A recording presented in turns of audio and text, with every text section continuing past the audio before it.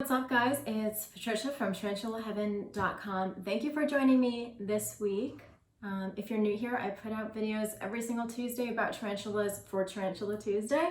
So if you're into that, please subscribe. If you are not new, thank you so much for coming back. We've got Miss Spidey in the tank moving around. She is my Grammostola rosea. She is the star of the show. We're going to be talking about something kind of sad today, so I hope that while I'm speaking, she can do some funny stuff for you. Maybe she will play with her ball.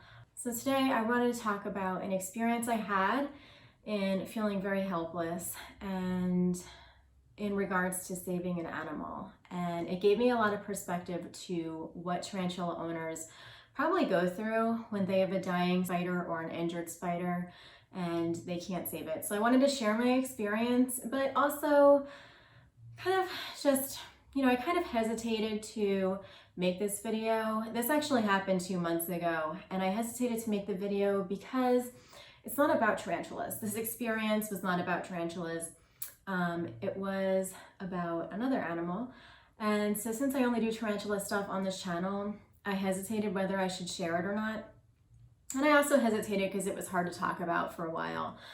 But I think the more that I think about that experience and what it meant to me and what it taught me, I think it will be really useful because it gave me some insight into how helpless we can feel when we are taking care of an animal that we can't communicate with or who can't communicate with us, such as tarantulas. And I've been in tarantula groups for many years. Those posts where tarantula owners are sharing like that absolute despair and helplessness and hopelessness of not being able to help their spider when their spider's just too far gone or something's gone terribly wrong and they're just suffering. And it really made me feel for that. I've spoken out a lot about it before, and I feel like I just understand it in a different way. Now, I haven't gone through this with a spider, but I did go through it with a baby bird a few weeks ago, and I guess I'll talk about that because this bird meant a lot to me, and I want to kind of share their little life with you guys. That's also part of my grieving process, but also hope that you can gain something from it too. So a few weeks ago, I was walking home on my street with my boyfriend, and we have a lot of birds on our street. The birds like to make nests in the roofs, so we constantly see, unfortunately, little baby birds like falling out of their nests, and a lot of them don't make it. But that day, a few weeks ago, we saw this baby bird really struggling to fly. He just couldn't get enough flight, and so he was like jumping up and down on the ground, really struggling. And the first thing that I thought in my mind was, we have a lot of dogs and stray cats in this area, and so I was really worried that if we left the bird, that he was going to become food for some animal. And it was really hot. This was like back in, I want to say, July. And yeah, so it was really hot. The thing looked really weak. So, we thought about it and we're like, okay, let's take it home and just get it strong enough so that it can fly and let it practice its flying skills in a safe environment. So we did. We took it home. I was really worried about the jealous cat, but luckily we put the bird in my office and we kept them apart. So we were really careful with that. But upon a closer inspection and closer thought, I don't think I knew what I was getting myself into. I did some research about the developmental stage that it was in, and I feel like now in hindsight, I should have totally just left it outside and maybe it would have had a chance. I don't know. That's something that I'll never know, and that's something that still makes me sad. But upon closer inspection, I think the bird was already not doing very well. So when we took the bird and we noticed it had all these little bugs on him. By the way, we named him Poncho. That was my boyfriend's idea. We named him Poncho, and so we gave him a bath. We put him in a box with some rags and tried to make him comfortable and tried to feed him. We watched a lot of YouTube videos about what to feed baby birds. We tried to do everything right. He was practicing his flying for a few days. The first day or two that we got him, he was practicing his flying quite a bit, so I started to feel really hopeful. He seemed to look strong. We did notice that there was something up with his legs, in that his legs didn't seem to be strong or fully developed, because he would always kind of just have his legs close to his body. He never like actually walked on them. So I don't know if there was something wrong with that, but around the second day or third day, things started to take a turn. He wasn't really eating. And we, I think his last day with us, we had to force feed him, and that was a really uncomfortable experience. We tried to do everything. And so our last day with him, I realized that he wasn't doing too well. He wasn't trying to fly as much. He was kind of weak, and we had to force feed him that morning again, and he was not having it. I noticed that morning he was sleeping in the morning, which was pretty rare, but my boyfriend was just kind of like, well, we've kind of been disrupting his pattern, so, I wouldn't worry about it. But I had a feeling that something wasn't right. So I went to get some actual baby food formula. We've been feeding him a mixture of plain applesauce with like cat food and eggs, which I read about on YouTube that was recommended by a lot of people. So I went to get him actual baby bird formula. So I came back from the store with the food. I had to do an online therapy session with my therapist, because I am a therapist, but I also have a therapist. And so I highly recommend that if you are a therapist, you have a therapist, because we need to be able to give our clients all of our attention without our stuff getting in the way. So yes, I see a therapist, and it's super helpful. And therapy is normal, so there's no shame in that. And I was so glad that I talked to her, because I checked on the bird right before I went into session with her. It was going to be an hour-long session. The thing was still sleeping, and I was getting very worried about Poncho.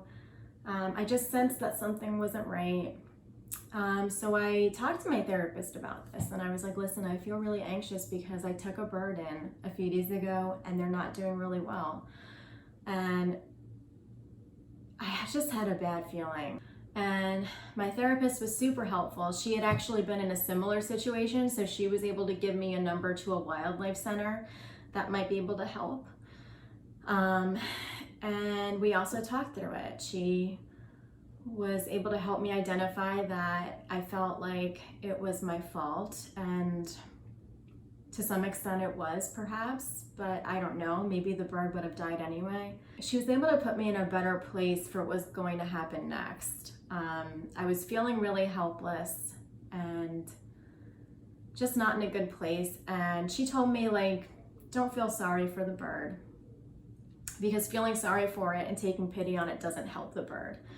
Regardless of what happens, what can you do to help them now? And if there's nothing that you can do, you can still be compassionate. You can still be present with the bird and just love the bird just by being with whatever is happening. And that really, really helped me, because as soon as I got out of that 1 hour session, I checked on the bird and I knew that it was dying. Just the way that it was kind of like having not a seizure, but was just not doing well. The position that it was in, it looked like it was twitching.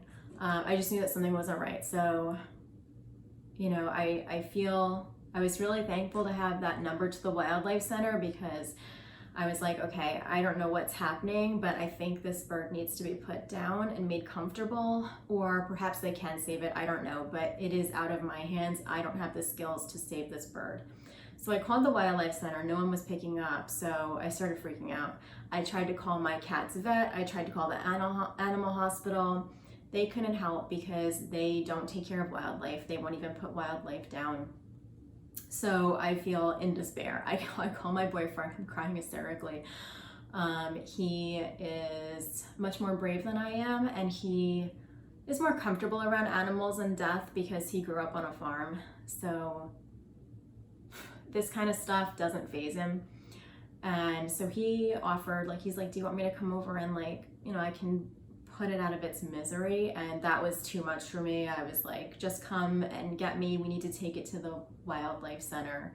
I was gonna at least try. And fortunately, the wildlife center called me back and I explained to them what was happening. They're like, yeah, you can bring it here. They were about a half hour away. So I am in the room with the baby bird. It's going through its thing. I am praying. I am so upset. I'm getting a shoebox together and putting rags so that we can take it. And my boyfriend's on his way home. And I just try to be with it. I realized that I couldn't do much and that whatever was going to happen was going to happen and I could just try. And so I just really focused on sending any loving vibes to this bird and just staying in the room with it. By the time my boyfriend came, this was maybe 10 minutes later, the bird was gone. It had stopped twitching. It was motionless and my boyfriend checked and it was gone. So I was really sad. And it hit me really hard. I felt very responsible for this baby bird's death. There's a lot of evidence that this bird was already sick and had issues with its legs, or whether it had parasites, I don't know. But there will always be that thing in my mind that of like, what if I had just left this bird alone?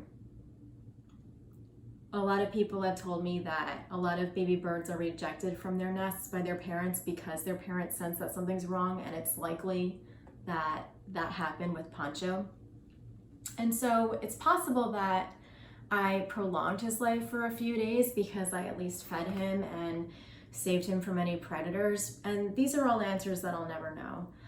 And the journey, this whole journey was just, it was a lot for me. And I kept trying to find reassurance that it wasn't my fault. And I'll never know. I'll never know what Pancho's life would have been like if I had left him or if I had done anything differently. And I think that that is something that I see a lot of tarantula owners talking about in their journey with their tarantulas. There's this feeling of helplessness and that this creature is so small and fragile and it can't really tell me what's going on, and I don't know what's going on. This animal is so foreign and there are limited veterinarians that can help. So what do I do? Those feelings of helplessness are just something that I really connect with a lot more now that I had this experience. And just the grief too. I didn't think that I was going to be so attached to this bird, or that the bird's death would have impacted me so much. And I only had it for a few days. And I think a lot of tarantula owners feel silly when they're mourning over a spider that they just had for a week, but it is real. And I also see a lot of tarantula owners being hard on themselves. I was so hard on myself throughout the event. After the bird died, it's still kind of hard, to be honest. And I really cried a lot for like a week. And there was a quote that kind of really helped me. I mean, along with my therapist thoughts, which I wanted to share with you, I found this quote on the internet because after this happened, I was searching like crazy trying to figure out why the bird died or what happened. I was kind of obsessed. And I found a quote on, I think it was like something related to somebody had kind of gone through a similar situation. It was like on a forum or something. And I was reading through the comments. And, you know, of course there were comments of like, you should have left it alone, blah, blah, blah. And like, of course that was what I was already feeling. But there was one person who wrote this really amazing thing and it really got to me. And so I want to share it with you because maybe if you are going through guilt or if you are feeling helpless with something that happened to your spider or your spider's passing and you feel like you could have done better, and if you're beating yourself up, I really want you to just think about this quote because this quote has just stuck with me. So the quote's about a bird, but you can totally apply it to a tarantula. So here's the quote.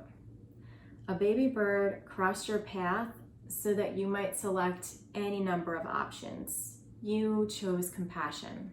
And in so doing, you conclusively demonstrated humanity in its finest hour. There's no shame in that. The outcome wasn't yours to decide. So I think a lot of tarantula owners go through, when they see something's going wrong with their spider, they go through this thing of like, do I intervene or do I not? I could be screwed if I do, screwed if I don't. And I would really love for you, if you're ever in this position or if you have gone through this situation, to just show compassion, however that looks like. Whether that looks like helping, whether that looks like just being present, however that looks like for you. Sometimes there are situations that we can't do anything about. And so the best thing that we can do is just be present and love while nature is taking its course. And sometimes the outcome is not for us to decide. A lot of times there are unknowns. There are a lot of questions about, what if I had done this differently? What if I had intervened? What if I hadn't? Did I make it worse? And sometimes we don't know. But if we focus on just the fact that we wanted to help and that we tried and that we did give this creature a good home for however long or however not so long, that certainly counts as something. So I hope you guys could gain something from this. I don't know if I'm expressing it well. It's kind of a hard video for me to make, even 2 months after Poncho has left us. But yeah, I just wanted to share what my therapist helped me with, because maybe the way she helped me reframe what I was feeling and doing could help. And also, I think that quote is really helpful, and that's definitely helped me think about not being so hard on myself when my intention is to help and when I really try to help.